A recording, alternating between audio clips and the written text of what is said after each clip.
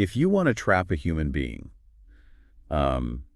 you really don't use a weapon. You use their conscience. You use the best part of them, yeah. Exactly. Welcome to this deep dive. Today, we're looking at a deeply chilling stack of firsthand accounts.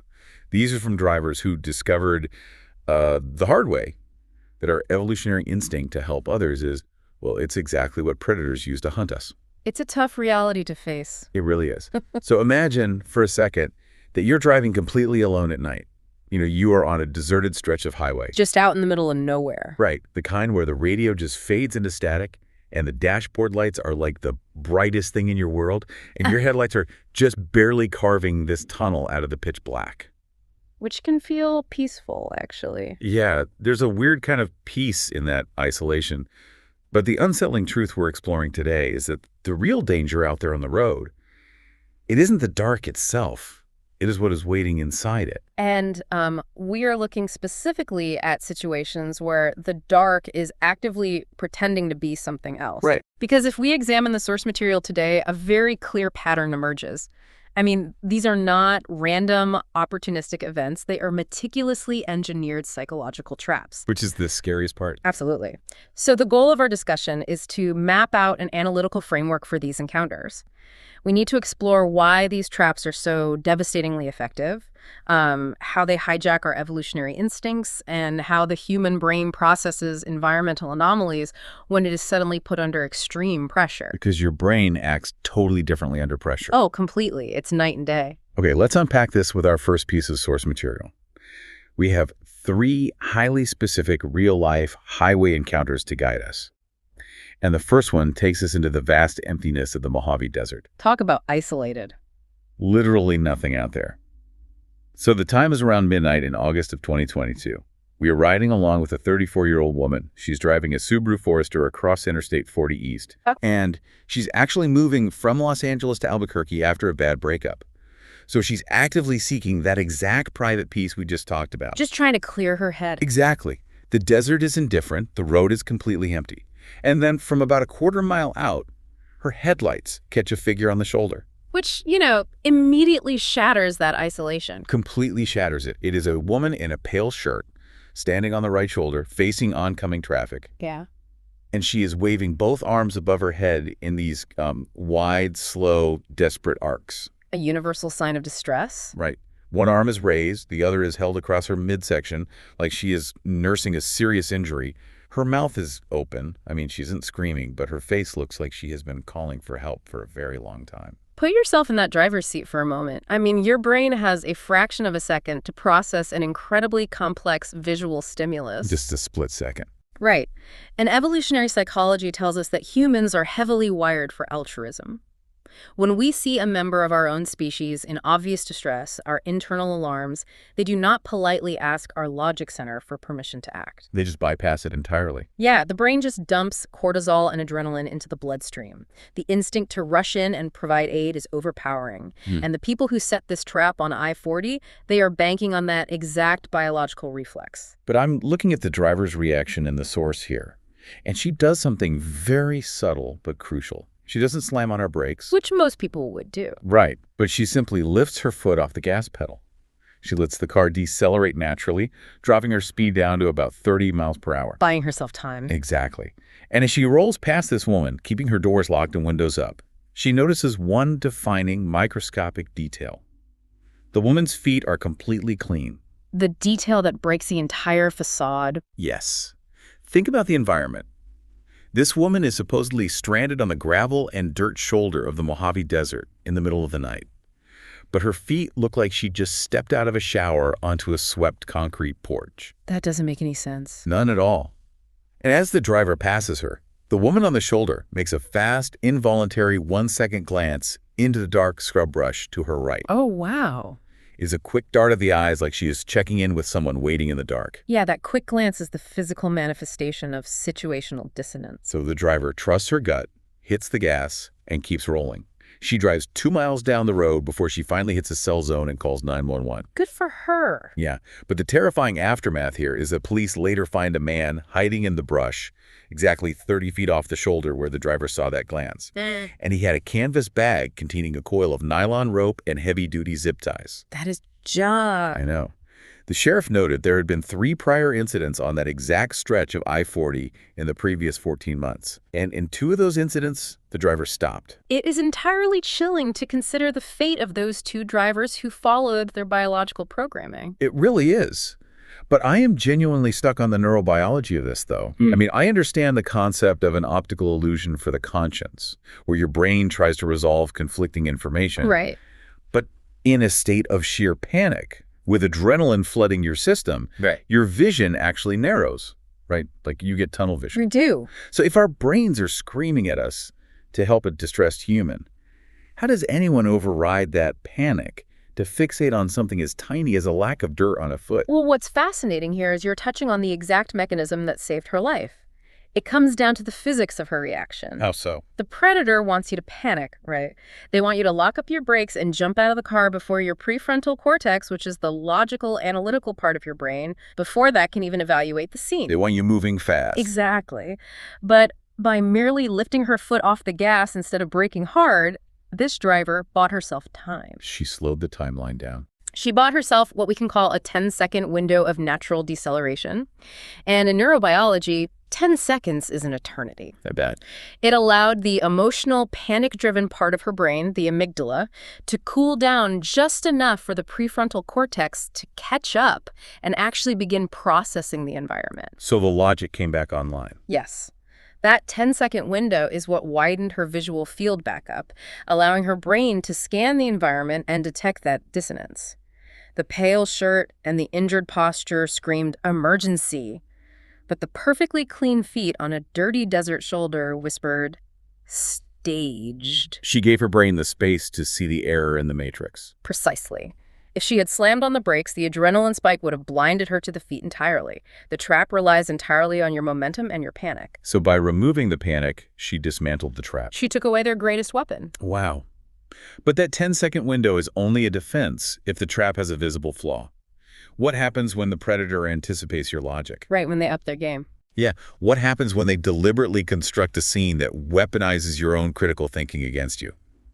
That brings us to October 2021 and the long, flat emptiness of Interstate 70 West in Kansas. Oh, this one. We are shifting from a clumsy ambush to a highly curated piece of psychological warfare here. Truly. We are riding with Michael, a 52-year-old high school physical education teacher and varsity football coach from Colorado. He is making his annual fall drive to pick up his daughter from Kansas State. Okay. It is around 9:30 at night. The sky is pressing down. The highway is totally empty. And then, in the grass median ahead of him, his headlights catch a vehicle. It's always a bad sign. And it is fully upside down on its roof. The headlights are on, pointing sideways into the dirt.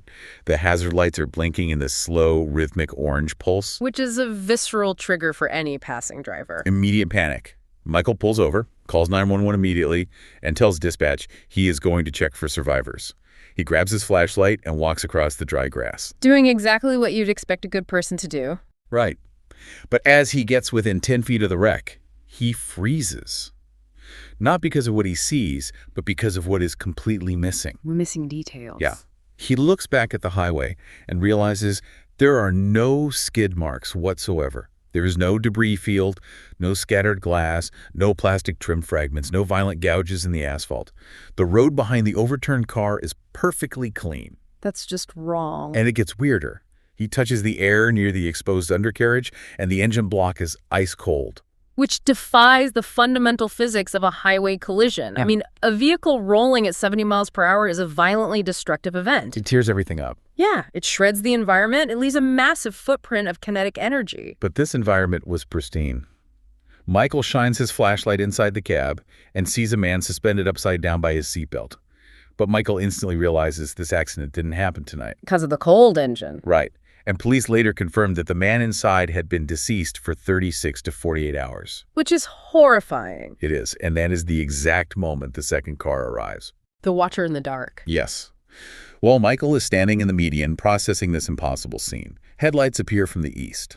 A dark stand pulls onto the shoulder 50 yards behind Michael's parked car.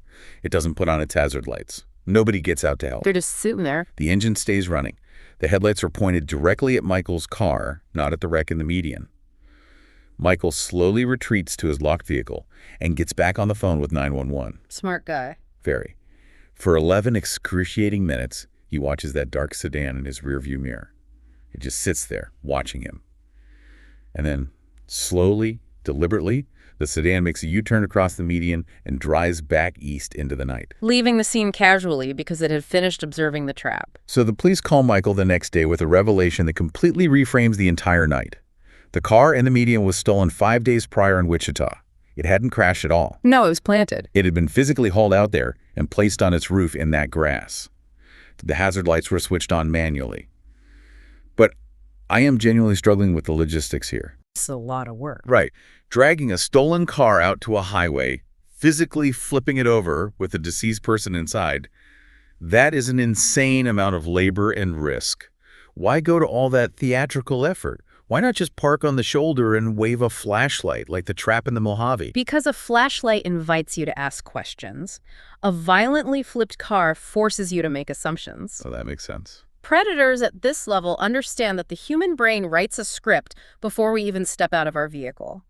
When you see an upside-down car with its hazards blinking, your brain automatically fills in the backstory. You just assume the worst. You assume a violent event just occurred seconds ago. You assume someone is bleeding out.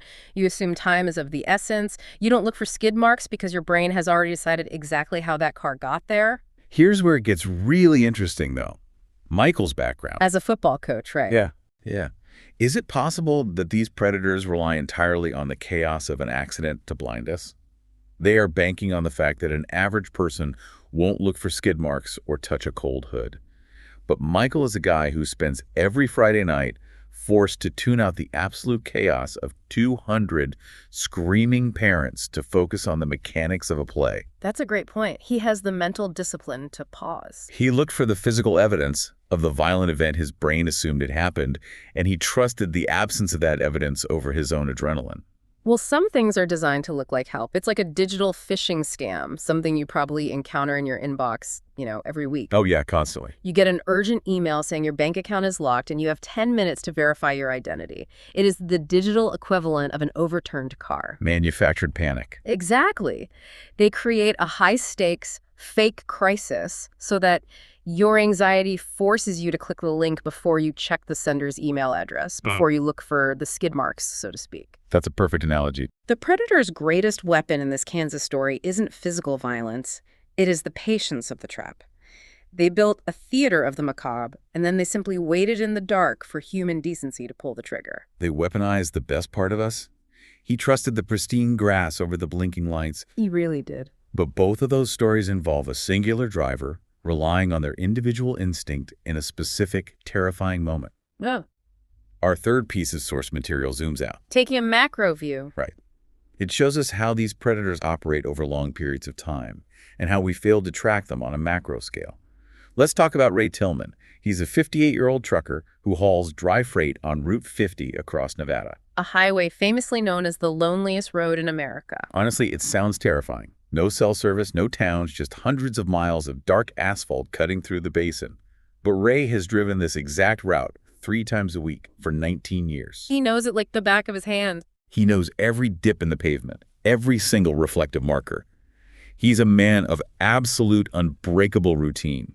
The source even notes that his wife packs him a turkey sandwich for the eastbound trip and a tuna sandwich for the westbound return. Which, that detail isn't just charming, it is analytically crucial. How so? Because it establishes Ray's baseline. He is deeply, intimately connected to the ordinary rhythm of that exact environment. That makes sense. So in February 2022, around 1:00 a.m., between mile markers 117 and 121, Ray's headlights catch a dark sedan parked on the shoulder. Someone is standing outside, head down, illuminated by the glow of a smartphone. Pretty normal sight, actually. Yeah, Ray keeps driving, assuming it is just someone searching for a cell signal in a dead zone. But 2 weeks later, on the exact same stretch of road, at the exact same time, he sees a lighter-colored car. But the figure has the exact same posture. Standing on the shoulder, head down, totally still. That's where the baseline pays off. Right. Over the next several months, Ray sees this setup multiple times. He starts logging the dates, times, and mile markers in a spiral notebook he keeps in his truck door. He is gathering data that nobody else even knows exists. Exactly. Finally, in July, Ray sees the setup from a mile out.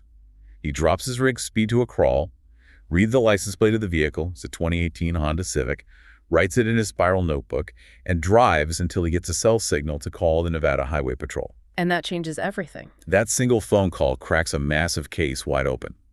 The license plate belongs to Andrea Salcedo, who had been missing for 11 weeks. Because Ray gave law enforcement the exact coordinates, searchers find faint tire tracks in the gravel leading out into the desert. They find Andrea 380 yards off the highway. It's tragic, but incredible that he found her. But here's where the story gets infuriating. Detective Vasquez later tells Ray that this single stretch of road connected 6 different women over 31 months across several different counties. Ray's spiral notebook was the only documented record connecting these seemingly disparate events. It was the only thread holding the truth together. So what does this all mean? I look at the vast resources of modern law enforcement, license plate readers, massive databases, interagency task forces. How does an official institution with all of that funding require a guy with a turkey sandwich and a spiral notebook to see the monster hiding in plain sight? It's like having a massive jigsaw puzzle, but keeping the pieces in 5 different boxes. Well, if we connect this to the bigger picture, it comes down to the catastrophic flaw of institutional compartmentalization. Meaning they don't talk to each other. Right. You have to look at the mechanics of how these agencies operate. County A has funding for one type of dispatch software where they log a missing person report. County B uses an entirely different, older database where an officer logs a vague report of an abandoned vehicle. In County C. County C gets a transient call about a suspicious person on the shoulder, but since there's no crime committed, it just gets buried in a weekend shift log. So the dots never connect. The data is hopelessly siloed. An institution processes information cross-sectionally. Meaning they only look at a single slice of time. Yes, exactly. Everyone else driving that road was cross-sectional. They drove past that mile marker once in their entire lives. They saw a car on the shoulder, thought that's a little weird, and kept driving. But Ray wasn't just a random driver. No, Ray Tillman wasn't an institution. He was a persistent observer. He had longitudinal data. Because he drove that route hundreds of times, he knew what the baseline of the desert looked like. That meant he was the only entity capable of seeing when the baseline changed. There's a quote from Ray in the source material that perfectly captures this. He says, "The road does not change. The person who changes is the one who stops paying attention." That's profound. Yeah. He is describing how to defeat a psychological phenomenon known as change blindness. Which is what? We experience change blindness in our daily lives constantly. You might walk into your office every day and fail to notice that a large painting has been removed from the lobby simply because you aren't actively engaging with the environment anymore. You just tune it out. Your brain is on autopilot. Ray defeated change blindness through immense discipline. He refused to go on autopilot, even after 19 years on the same road. The real danger of a highway with no witnesses is the conscious decision to stop being one. And he refused to stop being a witness, even when dispatchers dismissed his earlier calls. Exactly. So, bringing this narrative directly back to you, the listener, you might not be driving the Mojave Desert at midnight. You might not be hauling dry freight down the loneliest road in America. But the core lessons hidden inside these terrifying accounts, they apply everywhere in your daily life. The mechanics of deception do not change, only the venue changes. Exactly. Every single day you are bombarded with information, with scams, with situations in your personal or professional life that are specifically engineered to trigger an immediate, overwhelming emotional response. They want you to act on empathy or fear or manufactured urgency before your logic center can engage. They want you to slam on the brakes so the tunnel vision sets in. Right. So the crucial takeaway here is to aggressively protect that 10-second window in your own life. When something feels urgent, when an environment or a person demands your immediate panic intervention, force yourself to take a breath. Slow the timeline down. Yes. Look around the edges of the frame. Look for the clean feet in a messy situation. Look for the missing skid marks when someone claims there is a crisis. Find the physical detail that proves the situation isn't what it claims to be. And remember that true situational awareness is not about walking through life with, crippling paranoia. Paranoia is exhausting and ultimately blinding. It's not sustainable. No, it isn't. True awareness is about active, critical observation. It is about establishing a baseline for your daily environment, just like Ray Tillman did with his spiral notebook, so you can easily recognize the anomalies when they appear. Knowing what normal looks like. Exactly. It is about having the courage to trust your instinct when the environment lacks the necessary physical evidence to support the story you're being told. If a car rolled violently, well, there must be shattered glass. If a person has been wandering in the desert, their feet must be dirty. And if the evidence isn't there, Then the story is a trap. we have to refuse to let the curated chaos of an event blind us to the reality of the scene. We also have to be willing to document the seemingly minor patterns that others might dismiss as mere coincidence. Because sometimes coincidence is just a trap that hasn't been sprung yet. Which brings us to the ultimate underlying tension of everything we have discussed today. This raises an important question, something for you to mull over long after this deep dive ends. What's that? Well, if human empathy, our innate altruism, and our deepest evolutionary drive to help others are the exact vulnerabilities that these predators exploit to lure us into the dark, how do you protect your own humanity and your willingness to aid a stranger without allowing yourself to become the prey? Wow, that is a heavy thought and an incredibly difficult balance to strike. But it's so important. Next time you find yourself driving alone at night and your headlights catch something waiting on the shoulder ahead, remember the 10-second window. Because the real danger isn't the dark, it's what the dark is hiding. Thanks for joining us on this deep dive. Stay observant out there.